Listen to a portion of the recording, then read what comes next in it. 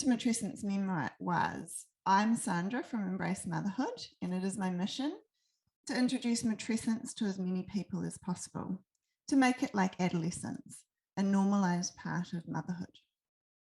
Matrescence is the acknowledgement that motherhood is a period of transition in a woman's life, marked by highs and lows and an unraveling of who she thought she was and who she is becoming.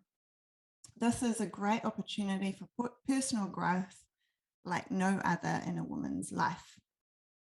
To help you better understand what matrescence is, let me share with you the wisdom of Monique from the Cyclical Mum and her Matrescence memoir.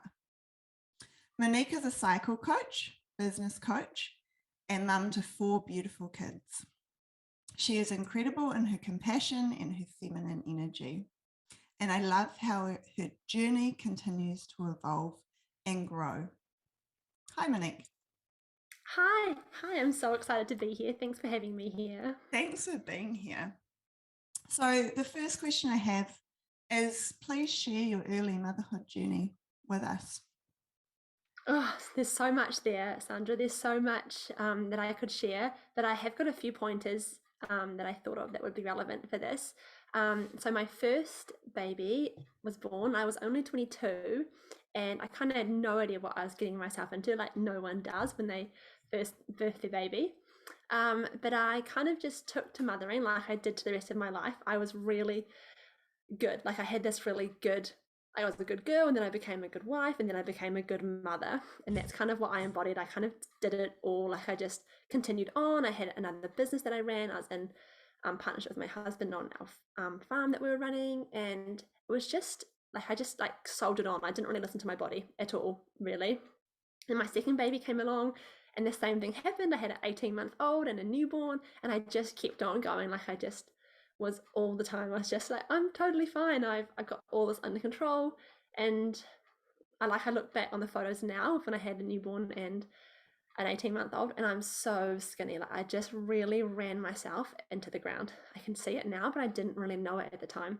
And then we shifted jobs and our business grew bigger. And then we had our third baby, and I kind of realized then that I needed to slow down. Like I was the center of our family, and I needed to look after myself in order to actually be present with my children in the way that I wanted to be.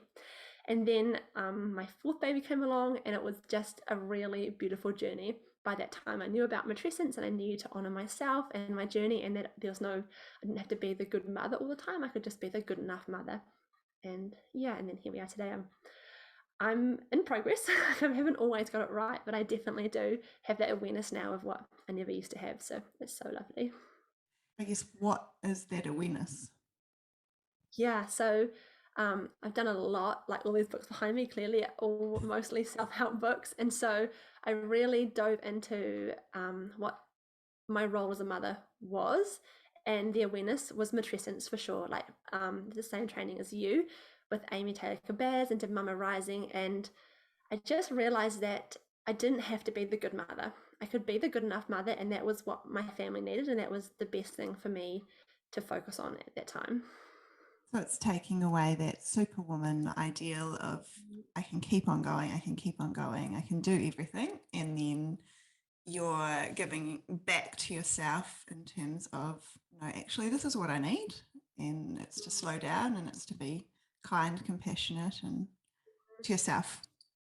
Yeah, absolutely. But it's a lot deeper than that, because I was running on the good mother, and that was my only, that's all I knew. Like my mother is still like the perfect mother. Like from the outside, it seems like she's just like, she had 6 children. So I'm the eldest of 6. So I looked at her and I was like, well, we just keep on going. We just put a smile on our face. We just be the good mother, the good wife. We can just do it all, and that's what mothers do. And so I definitely was doing that, and so unconsciously, I had no idea that that's what I was embodying until I found matrescence and the good mother. And then, but breaking that's really hard, because it's like breaking ancestral patterns, and that's really hard. So it's definitely still a work in progress.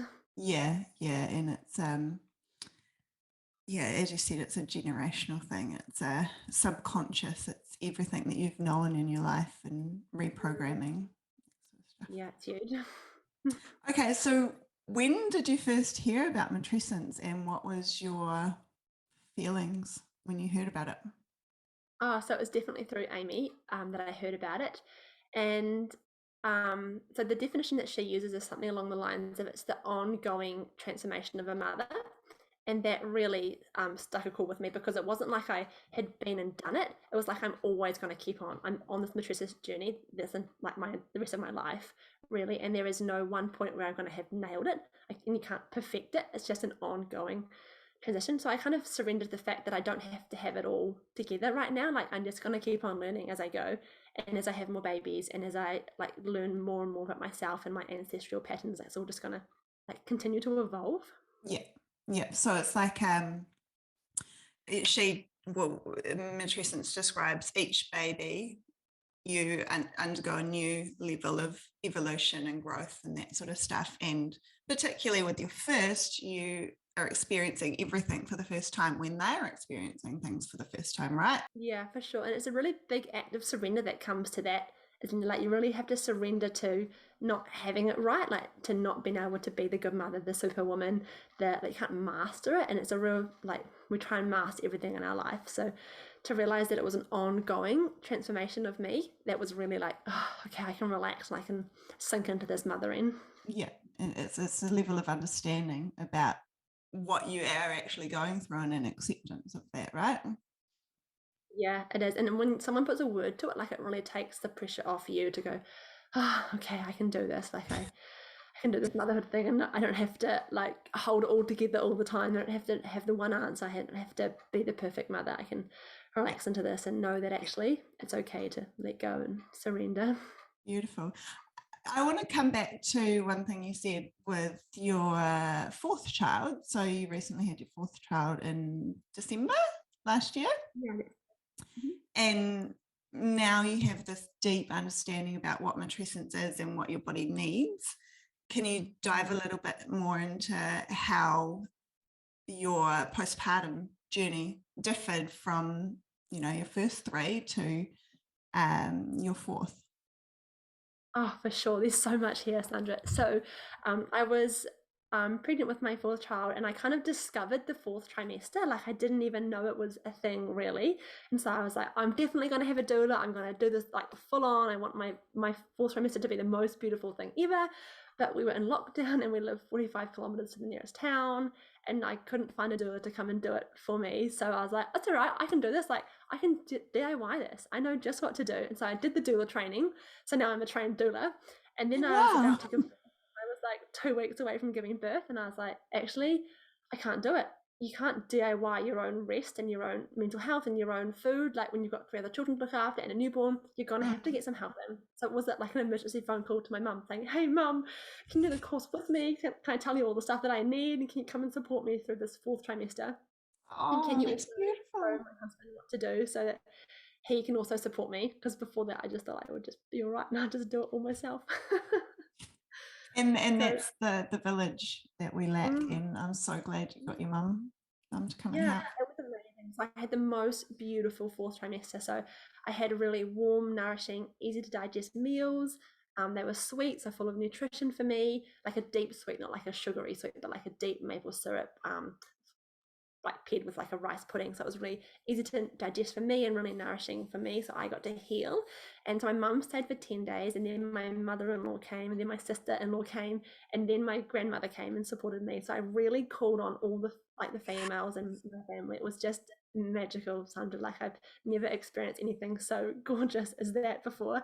And I kind of got to 5.5 weeks and I was ready to just like come out of it. I was energetic, I was full of like life. I was ready to go outside and explore and have adventures with my children. And so then I kind of propelled me forward into where I am now. Like I've never been this kind of whole and grounded this long postpartum. Normally, like I wear myself out quite quickly. So that fourth trimester really gave me a springboard into my postpartum journey. Oh, that's beautiful. That story just gave me goosebumps. And I was like, oh, that is the best.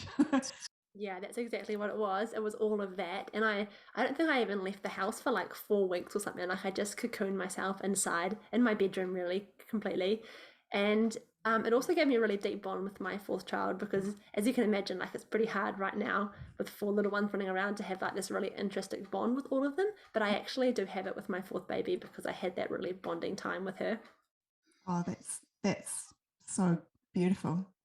So moving on to some short, sharp questions. In 3 words, describe Monique before kids.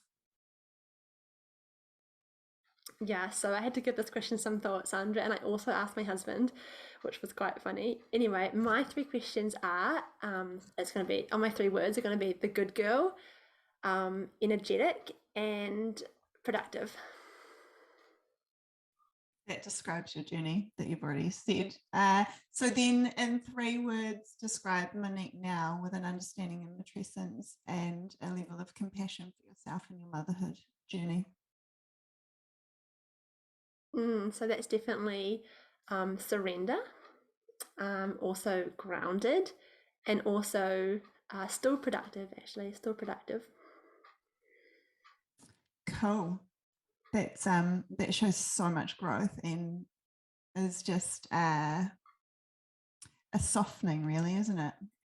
How has your knowledge of cycles helped you in your motherhood journey? Oh, for sure. It's been huge. So I didn't actually become aware of my cycle until like probably after I had my third baby and just before I got pregnant with my fourth baby. And it's been incredible. It's really allowed me to not try to do all of the things all of the time. Like I don't have to have a tidy house and a really great relationship and great friendships all at the same time. I get to have I just trust in my cycle that I'm in my this isn't like a menstrual cycle that I'm allowed to have time to rest and time to explore and time to adventure and time to be really social, and I don't have to be all of those like versions of myself all at once. Yeah, that's so cool because when you dive deeper into that cycle, you actually genuinely feel those things. What is one step or tool you could suggest to other mums that they take away today to help them in their motherhood journey? Mm, just one. Okay, so it would probably have to be to tune into your cycle because I do truly believe that that really does give you like a level of trust in your body that you can just surrender to it. And obviously matrescence, because that word just resonates throughout. Um, everything you're telling us as well, that that acceptance and that surrender into what motherhood is for you. Oh, absolutely. That would be like my number two is to explore what Matresscence means for them and to yeah, explore that it's a transition and it's like an ongoing transition or transformation of the mother and that you can't perfect it. So to really surrender into that would definitely be number two or equal number one. Fair enough. I'm interested what key things you did to help you move through that good girl, good wife, good mother, I guess, archetype. Yeah, for sure. There's not like one thing, and I haven't completely mastered it yet. That's also kind of like an ongoing thing, Yeah. and really just bringing awareness to it and seeing where I am being the good mother and where I am being the good wife and the good girl, all of those things. Kind of just bringing an awareness to it, and then deciding if that's what I actually want to do or not. Like I actually have a choice in the matter. I don't have to cook 3 meals a day. I don't have to vacuum my house every day. I don't have to always be on call on my phone, all of Yeah. those things that we think we have to do, to Yeah. just question it really and just get curious about it. Yeah. So that's a great description of, I guess, everything that the good girl or matrescence dives into, with observing what's happening and then questioning it. Is it true? Does it serve me? And then deciding Mm. what you want to do. That's a just such a revolutionary thing to Yeah. have in your toolbox. Absolutely, for sure. And moving on, how does an understanding of matrescence continue to guide you from now going forward? So I think what's just come to my mind actually, which was different to what I had before, was that it's such a physical process as well. Like we can like kind of get lost in thinking that it's just in our heads, but actually it's an entire physical change in the body. And I think that's kind of what I'm going to keep on remembering, that my body has changed so completely, even after every single baby, and to remember that, and to keep on like looking after my body, really, I think is what I'm going to use it for to go forward, Matrescence. And that circles back really nicely to what you said earlier, which was that you are the center of your family. And if you are built up and if your cup is overflowing, then you can give to, your four babies and your husband. Absolutely, and that's a work in progress entirely, because sometimes the only way we learn is by getting it wrong, Yeah, right? that's true. We're lived experience of that. Yeah. Yeah. Well, I think we'll leave it there. Thanks, Monique, for such an amazing insight and your wisdom on matrescence and also cyclical living. Do you have anything to add? Oh, thanks for asking. No, not really. Other than, I think you touched on at the beginning that matrescence is like adolescence, and like the transformation from a teenager to an adult is really huge, and the transformation of a woman to a mother is really huge as well. And I think that's just so key. Like, it's not in our heads at all. It's so in our body and in our experience. Yeah, that's a great point to finish up on. So, where can we find you if we want to learn more about what you do? Oh, thank you. So on Instagram is the best place. I'm mostly there like 5 or 6 days a week. So send me a message or follow me along. Or I've got this really cool quiz actually that I've just developed that is on my website, thecyclicalmum.nz, if anyone wants to find out like whereabouts in their cycle they are at the moment.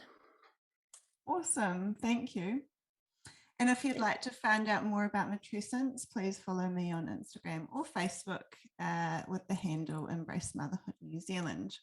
I offer one-on-one coaching, mums groups at the moment just in Peppermore, but hopefully online shortly, and a soon to be released online course.